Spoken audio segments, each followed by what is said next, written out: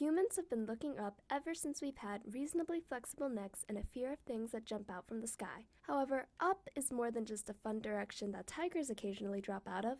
Up is the place of the stars. Unlike other animals with flexible necks, humans have been able to use their imaginations to create stories about what happens in the faraway world of outer space. The first recorded space-themed stories took form of the constellations. According to Daniel Brown, Associate Professor of Astronomy and Science Communications at Nottingham-Trent University in England, the night sky is an ideal canvas for viewers to interpret and visualize relevant stories. So when humans learned about the true vastness of outer space, sci-fi writers got quick to work imagining the wonderful possibilities of what space contained. Often, their work depicted the progress of society, fantastical extraterrestrials, and technological advancements that bypass the pesky limits posed by the speed of light. However, films such as The Wandering Earth and Interstellar do not shy away from the physical and psychological dangers of futuristic space travel through two cultural contexts, Chinese and American respectively. This grittiness is portrayed through dangerous living conditions, perils of outer space, and compromised familial relationships.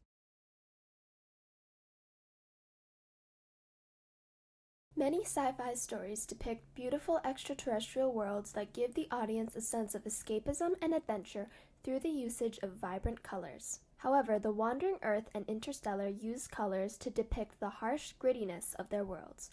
For example, in Interstellar, the dying cornfields are a sickly yellowing green, depicting the severity of the planet's blight. In The Wandering Earth, the color blue washes over the suffocating underground cities. In China, blue carries a lot of negative connotations. According to the Macau Institute for Tourism Studies, blue is commonly found in funeral parlors and Chinese traditional funeral ceremonies. When the protagonists of both movies leave their sickly homes, the outside world that greets them is no better.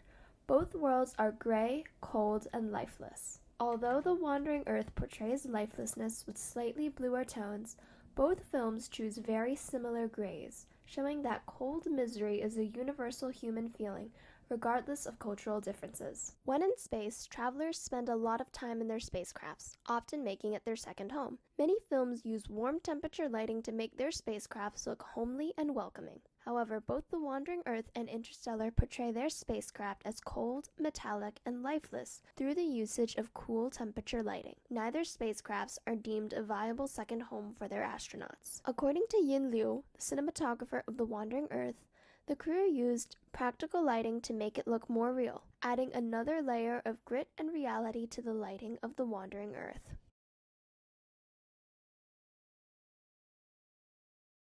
The scariest part about outer space isn't that there's nowhere to run. There is a whole universe out there. There's only one problem. It won't help you. According to experts at NASA, space travel offers an inexhaustible amount of complexities. Both The Wandering Earth and Interstellar use wide-angle shots to portray outer space as vast and overwhelming, making the protagonist feel small and insignificant during pivotal moments in the story. In Interstellar, the Endurance looks microscopic in comparison to the massive black hole, and in The Wandering Earth, Earth is dwarfed in comparison to Jupiter, helpless as its atmosphere is sucked away. In space, nobody can hear you scream. This is why both The Wandering Earth and Interstellar purposely make it difficult for the audience to hear at times. In The Wandering Earth, intense scenes are often accompanied by low-frequency sounds, such as vibrations and rumbles. These frightening sounds are contrasted with the silence of space.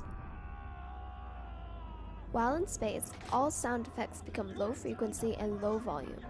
The most prevalent sound becomes the music, which utilizes heavy drum beats to mimic the pounding of a human heart.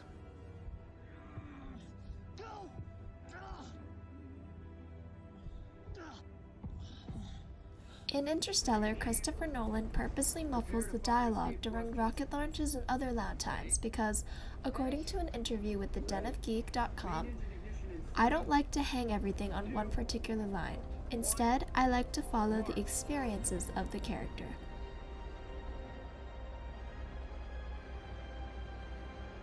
For example, as Brand and Coop race past the black hole, sound effects and music overshadow their dialogue.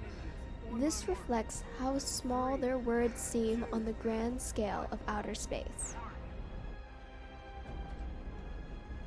Christopher Nolan also takes the deafening silence of outer space even more literally than Frank Guo, often opting to completely mute all audio while in outer space.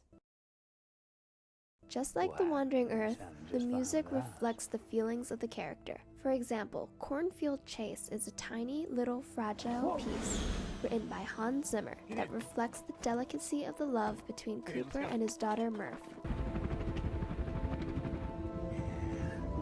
As the soft chimes become a leitmotif, love and longing become a familiar theme for all the characters of Interstellar.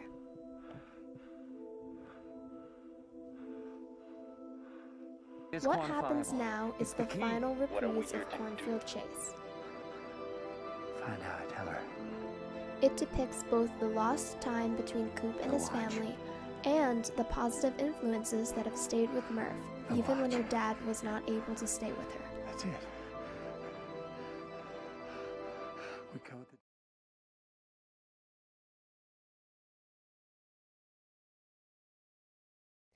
In The Wandering Earth, when Liu Pei-cheng makes his final sacrifice, there are many medium shots and forward tracking shots that focus on him.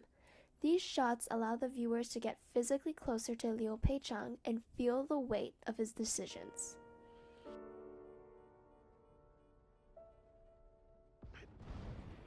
However, when Liu Qi grapples with the ramifications of his father's sacrifice, the camera moves around him in dizzying circles, emphasizing the disorientation and grief that Liu Qi is going through.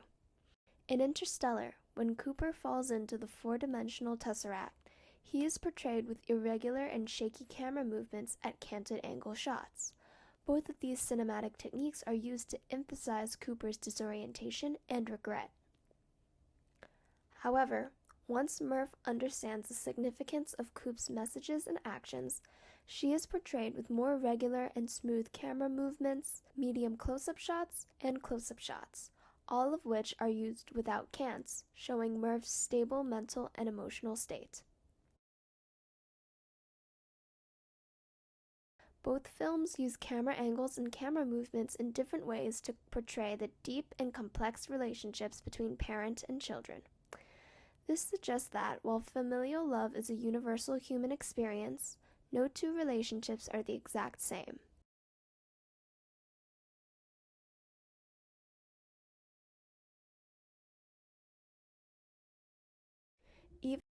Even though Interstellar and The Wandering Earth come from different cultural contexts, both films clearly use cinematic elements such as color, lighting, composition, sound design, camera angles, and camera movements to push the boundaries of the science fiction genre. This transgression is shown through their portrayals of dangerous planets, the perils of outer space, and the importance of familial relationships.